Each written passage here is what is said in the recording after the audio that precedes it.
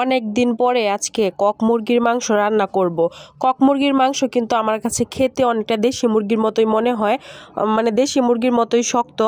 আপনাদের কাছে কেমন লাগে কক মুরগির মাংস? আমার কাছে কিন্তু ব্রয়লার মুরগি একদমই পছন্দ হয় না। ব্রয়লার মুরগি কিন্তু অনেকটাই সফট হয়, আমার কাছে একদম ভালো লাগে না খেতে। তো হ্যালো এভরিওয়ান, আসসালামু আলাইকুম। যেখান থেকে আমার ভিডিওটি দেখছেন আশা করি আপনারা অনেক ভালো আছেন। তো আলহামদুলিল্লাহ, আল্লাহর রহমতে আমিও মোটামুটি ভালো আছি। বাট আমার কিন্তু প্রচণ্ড ঠান্ডা লাগছে। তো ঠান্ডায় কিন্তু গলাটা একদম বসে গিয়েছে, যেহেতু আবহাওয়া পরিবর্তন হয়েছে, মানে শীতকাল পড়ে গিয়েছে, সে কারণে কিন্তু আসলে এরকম ঠান্ডাজনিত সমস্যা। তো সেই ঠান্ডার সমস্যা নিয়েই আসলে কাজ করতে হবে আমাদের, কাজ ছাড়া আসলে কোনো উপায় নেই। তো সকালবেলা আসলে উঠেই আমি রুটি বানাইছিলাম, তো রুটির সাথে কিন্তু আমি খেয়েছিলাম ডিম ভাজি। তো তার পরবর্তীতে কিন্তু চিন্তা করলাম কি রান্না করা যায়। তো ভাত রান্না করব, আর সাথে সাথে ভাতের সাথে চিন্তা করতেছিলাম কি রান্না করা যায়। তো আমার মেয়ের বায়না, ও বলতেছে যে আম্মু মুরগির মাংস রান্না করো। তো আমি চিন্তা করলাম যে ফ্রিজে দেখি কি আছে। তো গিয়ে দেখলাম যে ফ্রিজে কক মুরগি আছে। তো কক মুরগিটাকেই চিন্তা করলাম যে রান্না করে ফেলি। তো সাথে কিন্তু আলু না হলে চলবেই না আমার মেয়ের, তার জন্য কিন্তু আলুটাও দিয়ে দিতেছি সাথে। তো ভালোভাবে কিন্তু আমি মুরগির মাংসটাকে বের করে তারপরে কেটে নিয়েছিলাম। তো সেখানে আমি বেশিরভাগ বুকের মাংসটাই নিয়ে নিয়েছি, যেহেতু আমার মেয়ে খাবে সেই জন্য কিন্তু বুকের মাংসটা নিয়ে নিয়েছি যাতে একটু সফট হয়। বাট কক মুরগি সেহেতু কিন্তু বুকের মাংসটাও একটু শক্ত টাইপেরই থাকে, তারপরও খেতে কিন্তু ভালোই লাগে দেশি মুরগির মতো।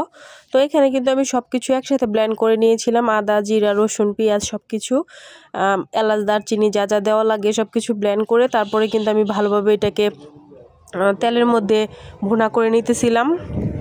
তো মশলাটাকে কিন্তু আমি খুব ভালোভাবে কষিয়ে নিয়েছিলাম আর কি। হলুদের গুঁড়া মরিচের গুঁড়া সব কিছুই একসাথে দিয়ে দিয়েছিলাম। এখানে কিন্তু আমি এক্সট্রা একটু মুরগির মাংসের মশলাটা অ্যাড করেছিলাম যাতে একটু সুন্দর একটা স্মেল আসে সেই জন্য।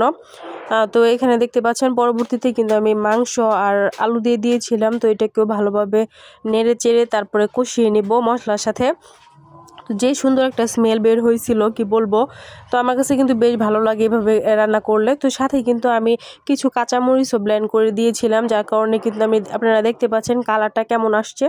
তো কাঁচামরিচের ঝাল কিন্তু খুবই ভালো খাওয়া স্বাস্থ্যের জন্য, মানে শুকনা মরিচের গুঁড়োটা ইউজ কম করাই উচিত, তারপরে ওইটা আসলে কালারের জন্য দিতে হয়। তো এখানে কিন্তু আমি কাঁচামরিচের ঝালটা ইউজ করছি। তো পরবর্তীতে কিন্তু অল্প পরিমাণে একটু শুকনো মরিচের গুঁড়া দিয়ে দিয়েছিলাম। তো এদিকে দেখতে পাচ্ছেন আমার মাংসটা কিন্তু কষানো হয়ে গিয়েছে। তো এখন আমি পরিমাণ মতো ঝোল দিয়ে দিলাম। তো ঝোল দেওয়ার পরে কিন্তু এটা বেশিক্ষণ লাগবে না, 15 থেকে 20 মিনিট রান্না করলে আসলে আমার একদম তরকারিটা হয়ে যাবে। তো আলু দিয়ে কারা কারা এরকম করে কক মুরগির মাংস রান্না করেন অবশ্যই কমেন্ট করে জানাবেন। আর আমার কাছে কিন্তু পাটা অনেক ভালো লাগে খেতে। তো পার মধ্যে কিন্তু প্রচুর পরিমাণে ক্যালসিয়াম আছে, আর এমনিতে অনেক ভালো লাগে খেতে। তো আজকের ভিডিওটি আপনার কাছে কেমন লাগলো অবশ্যই কমেন্ট করে জানাবেন। তো যে দেখতে পাচ্ছেন আমার তরকারিটা কিন্তু প্রায় হয়ে গিয়েছে। তো এইভাবে কিন্তু আপনারা চাইলেই আমার মতো রান্না করতে পারবেন খুব সহজে আর কি, চট জলদি। তো আমি কিন্তু একদম ঝটপট রান্না করে ফেললাম, যেহেতু ঠান্ডা জ্বর ভাব আছে, তারপরেও কিন্তু আমাদের রান্না থেমে নেই, রান্না করতেই হবে খেতে হলে। তো আজকের মতো এই পর্যন্তই। সবাই ভালো থাকবেন, সবাই সুস্থ থাকবেন। আল্লাহ হাফেজ।